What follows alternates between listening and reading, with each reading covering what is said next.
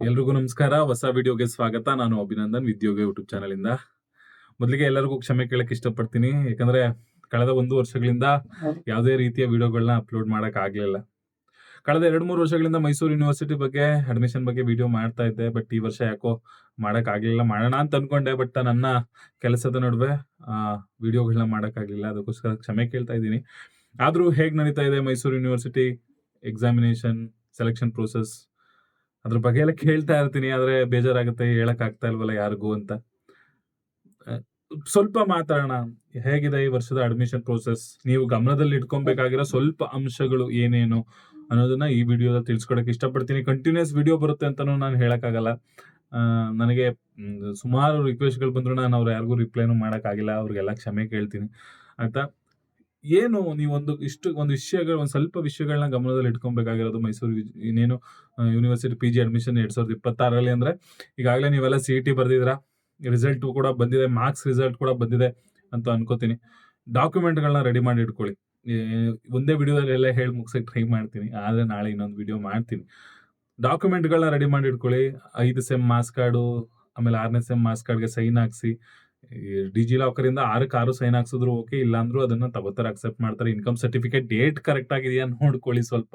Second round application ಅಂತ second ಏನೋ step application ಅಂತ ಬಿಡ್ತಾರೆ, ಅಲ್ಲಿ ನೀವು ಕಾಲೇಜನ್ನ ಸೆಲೆಕ್ಟ್ ಮಾಡಬೇಕು ಆಯ್ತಾ. ಅದಾದ್ಮೇಲೆ ನಿಮ್ಮ ಮಾರ್ಕ್ಸ್ ಗಳನ್ನ ಅಪ್ಲೋಡ್ ಮಾಡಬೇಕು, ಡಾಕ್ಯುಮೆಂಟ್ಗಳನ್ನ ಅಪ್ಲೋಡ್ ಮಾಡಬೇಕು, ಫೋಟೋ, ಸಿಗ್ನೇಚರ್, ಇನ್ಕಮ್ ಸರ್ಟಿಫಿಕೇಟ್ ದಯವಿಟ್ಟು ಡೇಟ್ ನೋಡ್ಕೊಳ್ಳಿ. ಈಗಲೇ ನಾನು ಪದೇ ಹೇಳ್ತಾ ಇದ್ದೀನಿ, ಇಲ್ಲಾಂದ್ರೆ ತುಂಬಾ ಕಷ್ಟ ಅನುಭವಿಸ್ಬೇಕಾಗತ್ತೆ. ಅದಾದ್ಮೇಲೆ ನೆಕ್ಸ್ಟ್ ಏನಪ್ಪಾ, ಏನಾಗುತ್ತೆ, BCA, MCA ಮತ್ತೆ MBA, MCA ಮತ್ತೆ MBA ಅವರು ಡೈರೆಕ್ಟ್ ಸೆಕೆಂಡ್ ಸ್ಟೆಪ್ ಇಂದಾನೆ ಅಪ್ಲಿಕೇಶನ್ ಹಾಕ್ಬೋದು. ಅವ್ರಿಗೇನು CET ಬರೆಯೋ ಅವಶ್ಯಕತೆ ಇಲ್ಲ. ಸರಿ ಆಯ್ತು. ಅದಾದ್ಮೇಲೆ ಕಾಲೇಜನ್ನ ಸೆಲೆಕ್ಷನ್ ಮಾಡ್ಬೇಕಾಗತ್ತೆ. ನಿಮ್ಮ ಏನು ಯಾವ್ಯಾವ ಕಾಲೇಜ್ ಇದೆ ನಿಮ್ ಸಬ್ಜೆಕ್ಟ್ಗೆ ಅನ್ನೋದನ್ನ ತಿಳ್ಕೊಳ್ಳಿ ಸ್ವಲ್ಪ ಆಯ್ತಾ. ಯಾವ್ಯಾವ ಕಾಲೇಜ್ ಇದೆ, ಕಳೆದ ವರ್ಷದ ಸೀಟ್ ಮೆಟ್ರಿಕ್ಸ್ ನ ನೋಡಿದ್ರೆ ನಿಮ್ಗೆ ಅಲ್ಲಿ ಗೊತ್ತಾಗುತ್ತೆ ಯಾವ್ಯಾವ ಕಾಲೇಜ್ಗಳಿದೆ ಅಂತ. ಯಾವ ಕಾಲೇಜ್ ಬೆಸ್ಟ್ ಅಂತ ಅನ್ನೋದನ್ನ ಸೆಲೆಕ್ಟ್ ಮಾಡ್ಕೊಳ್ಳಿ. ಲಾಸ್ಟ್ ವರ್ಷ ನಾನು ಎದುರಿಸಿದಂತ ಒಂದು ದೊಡ್ಡ ಪರಿಣಾಮ ಅಂದ್ರೆ ಮೈಸೂರು ಯೂನಿವರ್ಸಿಟಿಲಿ ಪರ್ಮನೆಂಟ್ ಲೆಕ್ಚರರ್ ಇಲ್ಲ. ನಿಮ್ಮ ಮಾತನ್ನ ನಾವು ಕೇಳಿ ಸೇರ್ಕೊಂಡ್ವಿ ಅಂತ ಸುಮಾರು ಜನ ಹೇಳಿದ್ರು. ಅದು ಅಷ್ಟು ಒಳ್ಳೆಯ ಸಂಸ್ಥೆ ಆಗಿತ್ತು. ಆ ಸಂಸ್ಥೆನೇ ಅದು ಒಳ್ಳೆ ಸಂಸ್ಥೆ. ಮೈಸೂರು ಯೂನಿವರ್ಸಿಟಿ ಅನ್ನೋದು ಇಡೀ ಭಾರತದಲ್ಲಿ, ಇಡೀ ಕರ್ನಾಟಕದಲ್ಲಿ ಒಂದು ತುಂಬಾ ಒಳ್ಳೆ ಹೆಸರಿರೋ ಸಂಸ್ಥೆ.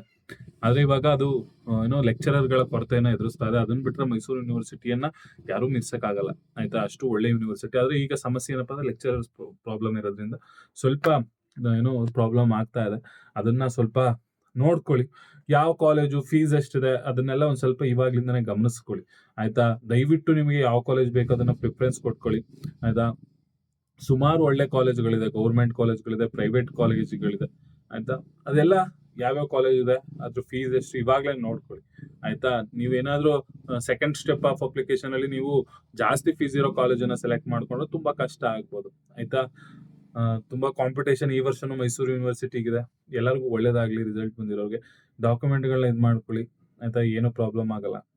ಇಷ್ಟು ಅದಾದ್ಮೇಲೆ ಸರಿ, ನನಗೆ ಗೊತ್ತಿರೋದು, ನಾನು ಪ್ರತಿ ವರ್ಷನೂ ಹೇಳ್ತಾ ಬರ್ತಾ ಇರ್ತೀನಿ ಏನಂದ್ರೆ, ಕಡಿಮೆ ಫೀಸ್ ಇರೋ ಕಾಲೇಜುಗಳು, ಯಾಕಂದ್ರೆ ಮಕ್ಕಳಿಗೆ ಗೌರ್ಮೆಂಟ್ ಕಾಲೇಜ್ ಬಿಟ್ರೆ, ಗೌರ್ಮೆಂಟ್ ಕಾಲೇಜ್ ಸಿಗ್ಲಿಲ್ಲ ಅಂದ್ರೆ, ಯಾಕಂದ್ರೆ ಎಲ್ಲರಿಗೂ ಈಗ ಗಂಗೋತ್ರಿ ಸಿಗಲ್ಲ. ಅದನ್ನ ಬಿಟ್ಟು ಬೇರೆ ಕಾಲೇಜಲ್ಲೂ ಓದ್ಬೇಕಾಗುತ್ತೆ. ಅದಕ್ಕೂ ನೀವು ಸಿದ್ಧರಾಗಿರ್ಬೇಕು. ನೆಕ್ಸ್ಟ್ ಕಾಲೇಜ್ ಏನು, ನಾನು ಇದ್ರಲ್ಲೇ ನನಗೆ ಸೀಟ್ ಸಿಗುತ್ತೆ ಅನ್ನೋದಕ್ಕಿಂತ ಅದ್ ಸಿಗದೆ ಇದ್ರೆ ಮುಂದೆ ಏನು ಅಂತ ಪ್ಲಾನ್ ಮಾಡ್ಕೊಂಡಿರೋದು ಒಳ್ಳೇದು ಆಯ್ತಾ. ಆ ತರ ನೋಡೋದಾದ್ರೆ, ನಿಮ್ಗೇನಾದ್ರೂ MCOM, ನೀವೇನಾದ್ರೂ MCOM ಮಾಡ್ಬೇಕು ಅಂತಿದ್ರೆ, ಇತ್ತೀಚೆಗೆ MCOM ಮತ್ತೆ ಅದು ಒಂದಿಷ್ಟು ವರ್ಷ ಕಡಿಮೆ ಆಗಿತ್ತು. ಬಟ್ ಈ ವರ್ಷ ಮತ್ತೆ MCOM ನ ಅಡ್ಮಿಷನ್ಸ್ಗಳು ಜಾಸ್ತಿ ಆಗ್ತಿರೋದ್ರಿಂದ, MCOMಗೆ ಬಂದಿರೋ ಅಪ್ಲಿಕೇಶನ್ಗಳ ಸಂಖ್ಯೆನೂ ಸ್ವಲ್ಪ ಜಾಸ್ತಿ ಆಗ್ತಿರೋದ್ರಿಂದ ಮೈಸೂರು ಯೂನಿವರ್ಸಿಟಿಲಿ ಎಲ್ಲರಿಗೂ ಸೀಟ್ ಸಿಗುತ್ತೆ ಅಂತ ಇಲ್ಲ ಆಯ್ತಾ. ಅದನ್ನ ಬಿಟ್ರೆ, ಮೈಸೂರು ಯೂನಿವರ್ಸಿಟಿ ಬಿಟ್ರೆ ಇನ್ ಯಾವ್ಯಾವ ಕಾಲೇಜಲ್ಲಿ MCOM ಇದೆ ಅನ್ನೋದನ್ನ ನೋಡ್ಕೊಬೇಕು ಆಯ್ತಾ. ಕಳೆದ ವರ್ಷನೂ ಕೂಡ ಏನು MIT ಫಸ್ಟ್ ಗ್ರೇಡ್ ಕಾಲೇಜ್ ಅಂತ ಇತ್ತು, ಕಡಿಮೆ ಫೀಸ್. ನನಗದು ಹತ್ರದಿಂದ ನೋಡಿರೋ ಸಂಸ್ಥೆ ಆಗಿರೋದ್ರಿಂದ ಅದ್ರ ಬಗ್ಗೆ ಗೊತ್ತಿರೋದ್ರಿಂದ ನಾನು ಹೇಳ್ತಾ ಇದ್ದೀನಿ. ತುಂಬಾ ಕಡಿಮೆ ಫೀಸ್ ಇತ್ತು, 32 ಸಾವಿರನ ಇತ್ತು. ಮತ್ತೆ ಒಳ್ಳೆ ಫ್ಯಾಕಲ್ಟಿಗಳಿತ್ತು, ಒಳ್ಳೆ ಪ್ಲೇಸ್ಮೆಂಟ್ ಇತ್ತು.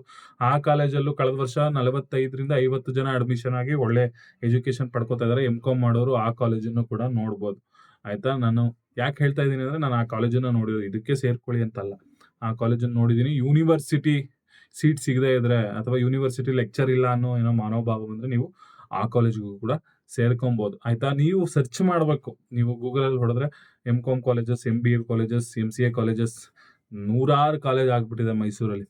ಅದನ್ನೆಲ್ಲ ನೋಡಿ ಆಯ್ತಾ. ಎಂ.ಕಾಮ್‌ಗೆ ನಿಮ್ಗೇನಾದ್ರೂ ಗಂಗೋತ್ರಿ ಸಿಗ್ಲಿಲ್ಲ ಅಂದ್ರೆ MIT ಒಂದು ಬೆಸ್ಟ್ ಆಪ್ಷನ್. ಅದನ್ನ ನೀವು MIT ಫಸ್ಟ್ ಗ್ರೇಡ್ ಕಾಲೇಜ್ ಅಂತ ಅದಕ್ಕೂ ಕೂಡ ಸೇರ್ಕೊಬಹುದು. ಅದರಲ್ಲಿ ತೀರಾ ಕಡಿಮೆನೂ ಇರುತ್ತೆ. 32,000 ಅಂದ್ರೆ ತುಂಬಾ ಕಡಿಮೆ ಕೂಡ ಇರುತ್ತೆ ಫೀಸ್. ನಾನು ನಿಮ್ಗೆ ಹೇಳೋದಂದ್ರೆ ಸೆಕೆಂಡ್ ಸ್ಟೆಪ್ ಅಪ್ಲಿಕೇಶನ್ ಅಲ್ಲಿ ನಿಮ್ಗೆ ಸೆಕೆಂಡ್ ಆಪ್ಷನ್ ಈಗ ಗಂಗೋತ್ರಿ ಸಿಗ್ಲಿಲ್ಲ ಅಂದ್ರೆ ನೆಕ್ಸ್ಟ್ ಯಾವ ಕಾಲೇಜನ್ನ ತಗೊಂಡ್ರೆ ಒಳ್ಳೇದು. ನಾನು ಇದು ಎಂ.ಕಾಮ್‌ಗೆ ಮಾತ್ರ ಹೇಳಿದ್ದು. ಎಂ.ಕಾಮ್‌ಗೆ ಮಾತ್ರ ಆಯ್ತಾ. ಇನ್ನ ಸುಮಾರು ಕಾಲೇಜು ಬೇರೆ ಬೇರೆ ಹಿಸ್ಟ್ರಿ ತಗೊಳ್ಳೋರ್ಗೆ, ಪೊಲಿಟಿಕಲ್ ಸೈನ್ಸ್ ತಗೊಳ್ಳೋರ್ಗೆ ಬಹುತೇಕ ಗಂಗೋತ್ರಿಯಲ್ಲಿ ಓದಿದ್ರೆ ಉತ್ತಮ. ಅಂದ್ರೆ ಬೇರೆ ಕಾಲೇಜಲ್ಲೂ ಪಾಠ ಮಾಡಲ್ಲ. ಯಾಕಂದ್ರೆ ನಾವು ಪೋಸ್ಟ್ ಗ್ರಾಜುಯೇಷನ್ ಹಂತಕ್ಕೆ ಬಂದಾದ್ಮೇಲೆ ಸೆಲ್ಫ್ ಸ್ಟಡಿ ಅನ್ನೋದನ್ನ ಕಲ್ತ್ಕೊಬೇಕು. ಇಲ್ಲ ಅಂದ್ರೆ ಕಷ್ಟ ಆಗತ್ತೆ ಆಯ್ತಾ. ಅಂಥದ್ರಲ್ಲಿ ಈ ಹಿಸ್ಟ್ರಿ, ಎಕನಾಮಿಕ್ಸ್ ಅದನ್ನೆಲ್ಲ ನೀವು ನೋಡ್ಕೊಬೇಕು. ಏನು ಗಂಗೋತ್ರಿ ಬಿಟ್ರೆ ನೆಕ್ಸ್ಟ್ ಮಹಾರಾಜ ಇದೆ. ಮಹಾರಾಜದಲ್ಲಿ ಲೆಕ್ಚರರ್ಸ್ ಇದಾರೆ. ಮಹಾರಾಜದಲ್ಲಿ ಸೇರ್ಕೊಳ್ಳೋದು ಉತ್ತಮ ಆಗ್ಬೋದು. ಅದು ನಮ್ಮ ಮೈಸೂರು ಯೂನಿವರ್ಸಿಟಿ ಅಂಡರೇ ಬರೋದು. ಅದು ಒಂದು ಒಳ್ಳೆ ಸಂಸ್ಥೆ. ಆದ್ರೆ ಮೈಸೂರು ಯೂನಿವರ್ಸಿಟಿ ಕ್ಯಾಂಪಸ್ ಅಂತ ಇರುತ್ತೆ. ಕ್ಯಾಂಪಸ್ ಅಂದ್ರೆ ವಿಶ್ವವಿದ್ಯಾನಿಲಯದ ಕಾಲೇಜ್ ಅದು ಆಯ್ತಾ. Official college. ಅದ್ರ ಕೆಳಗೆ ಸುಮಾರು ಕಾಲೇಜ್ಗಳಿರುತ್ತೆ. ಈಗ ನೀವು ಬೆಸ್ಟ್ ಆಪ್ಷನ್ ನಾನೇನಾದ್ರೂ ಮಹಾರಾಜ ಮತ್ತೆ ಗಂಗೋತ್ರಿ ಮಧ್ಯೆ ಆಯ್ಕೆ ಮಾಡು ಅಂದ್ರೆ ಈ ವರ್ಷ ಮಾತ್ರ ನಾನು ಮಹಾರಾಜ ಕಾಲೇಜ್ನ ಆಯ್ಕೆ ಮಾಡ್ತೀನಿ. ಯಾಕಂದ್ರೆ ಯೂನಿವರ್ಸಿಟಿಗಿಂತ ಮಹಾರಾಜ ಕಾಲೇಜು ಈಗ ಉತ್ತಮವಾಗಿದೆ. ಯಾಕಂದ್ರೆ ಯೂನಿವರ್ಸಿಟಿ ಲೆಕ್ಚರರ್ಸ್ ಇಲ್ಲ. ಲೆಕ್ಚರರ್ಸ್ ಕೊರತೆನೆ ಎದುರಿಸ್ತಾ ಇದೆ ಆಯ್ತಾ. ಅದರಿಂದ ಸಬ್ಜೆಕ್ಟ್ಗೆ ಯಾವ್ದು ತಗೊಬೇಕು. ಒಬ್ಬೊಬ್ರು 2ಕ್ಕೆ CET ಬರ್ದಿರ್ತೀರ, 3ಕ್ಕೆ CET ಬರ್ದಿರ್ತೀರ. ಅದನ್ನ ಒಂದ್ ಸ್ವಲ್ಪ ಗಮನ ವಹಿಸ್ಕೊಳ್ಳಿ ಆಯ್ತಾ. ಎಲ್ಲರಿಗೂ ಒಳ್ಳೇದಾಗ್ಲಿ. ಇನ್ನ ಯಾವ್ಯಾವ ಸಬ್ಜೆಕ್ಟ್ಗೆ ಯಾವ್ಯಾವ ಕಾಲೇಜ್ ಬೇಕು ಅಂತ ಏನಾದ್ರು ನಿಮ್ಗೆ ಒಂದ್ ಗೊತ್ತಿದ್ರೆ ಬೇಕಾದ್ರೆ ನಾಳೆ ವಿಡಿಯೋ ಮಾಡ್ತೀನಿ. ಯಾವ್ಯಾವ ಕಾಲೇಜ್ ಇದೆ, ಫೀಸ್ ಎಷ್ಟಿದೆ ಎಲ್ಲ ನೋಡ್ಬೇಕು. ಕಳೆದ ವರ್ಷದಿಂದ ಕಾಯ್ತಾ ಇರೋರು ಇದಾರೆ. ನನ್ಗೆ ಕಳೆದ ವರ್ಷದಿಂದ ಮೆಸೇಜ್ ಆಗ್ತಾ ಇರೋರು ಇದಾರೆ. ಅಣ್ಣ ನಾನು ನೆಕ್ಸ್ಟ್ ಹೋದ ವರ್ಷ ನನಗೆ ಆಗ್ಲಿಲ್ಲ, ಈ ವರ್ಷನಾದ್ರೂ ಆಗ್ಬೇಕು ಅಂತ. ನಾನು ನಿಮ್ಮೆಲ್ಲರ ಹತ್ರ ಮತ್ತೆ ಇನ್ನೊಂದ್ಸಲ ಕ್ಷಮೆ ಕೇಳಿ. ಯಾಕಂದ್ರೆ ನನಗೆ ತುಂಬಾ ಆಸೆ ಮೈಸೂರು ಯೂನಿವರ್ಸಿಟಿ PG ಅಡ್ಮಿಷನ್. ಯಾಕಂದ್ರೆ ನಾನು ಮೈಸೂರು ಯೂನಿವರ್ಸಿಟಿಲಿ ಓದವನು. ಆ ಯೂನಿವರ್ಸಿಟಿಲಿ ಓದ್ಬೇಕಾದ್ರೆ ನಮಗೂ ಬೇರೆಯವ್ರು ಮಾಹಿತಿ ಕೊಟ್ಟಿದ್ರು. ನಾನು ಅದೇ ತರ ಮಾಹಿತಿ ಹಂಚಬೇಕು ಅಂತ ತುಂಬಾ ಆಸೆ ಇತ್ತು. ಕಳೆದ 2-3 ವರ್ಷದಿಂದ ಮಾಡ್ಕೊಂಡು ಬಂದಿದ್ದೆ. ಬಟ್ ಈ ವರ್ಷ ಮಾಡಕ್ ಆಗ್ತಾ ಮಾಡ್ಲಿಲ್ಲ. ಕ್ಷಮೆ ಇರ್ಲಿ ಆಯ್ತಾ. ಇನ್ನೇನೇನ್ ಇನ್ಫಾರ್ಮೇಶನ್ ಬೇಕು ಅಂತ ಹಾಕಿ ಅದ್ರ ಬಗ್ಗೆ ಒಂದೇ ಒಂದು ವಿಡಿಯೋ ಮಾಡ್ತೀನಿ. ಇಲ್ಲಾಂದ್ರೆ ಲೈವ್ ಬರ್ತೀನಿ. ಅದರಲ್ಲಿ ಯಾವ ವಿಷಯನ ಚರ್ಚೆ ಮಾಡೋಣ. ಈ ವಿಡಿಯೋ ಕಮೆಂಟ್ ಅಲ್ಲಿ ನಿಮ್ಗೆ ಏನ್ ಬೇಕು ಇನ್ಫಾರ್ಮೇಶನ್ ಆಯ್ತಾ. ಇಲ್ಲ ನಿಮ್ದು ಯಾವ ಸಬ್ಜೆಕ್ಟ್ CETಲಿ ಎಷ್ಟು ಮಾರ್ಕ್ಸ್ ತೆಗ್ದಿದ್ದೀರಾ ಅದನ್ನೆಲ್ಲ ಹಾಕಿ ಮತ್ತೊಮ್ಮೆ ಕ್ಷಮೆ ಕೇಳ್ತಾ ನಿಮ್ಮೆಲ್ಲರಿಗೂ ಧನ್ಯವಾದಗಳು. ಇದೇ ರೀತಿ ಅಂತ ಹೇಳಕ್ಕೆ ಮೈಸೂರು ಯೂನಿವರ್ಸಿಟಿ PG ಅಡ್ಮಿಷನ್ ವಿಡಿಯೋಗೆ ಸಬ್ಸ್ಕ್ರೈಬ್ ಮಾಡ್ಕೊಳ್ಳಿ ಅಂತ ಹೇಳ್ತಿದ್ದೆ. ಬಟ್ ಈ ಸಲ ಜಾಸ್ತಿ ವಿಡಿಯೋ ಮಾಡೋಕ್ಕಾಗಲ್ಲ. ಆಯ್ತು, ಥ್ಯಾಂಕ್ ಯು.